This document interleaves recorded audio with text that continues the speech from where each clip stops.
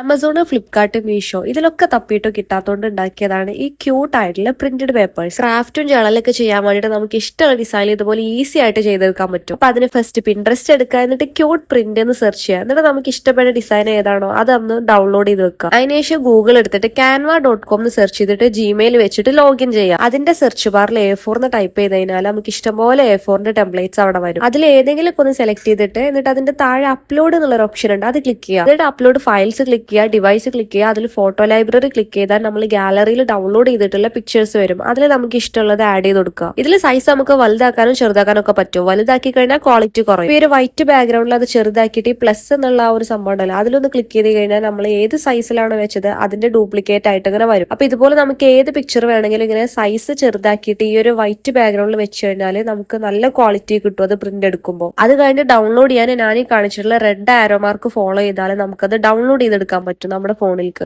അപ്പൊ ഇത് ഇത്രയേ ഉള്ളൂ. ഇനി അത് കളർ പ്രിന്റ് എടുത്താൽ മതി. അപ്പൊ ഇഷ്ടപ്പെട്ടാൽ ലൈക്ക് ചെയ്ത് സബ്സ്ക്രൈബ് ചെയ്യാനും മടിയാണിക്കണ്ട.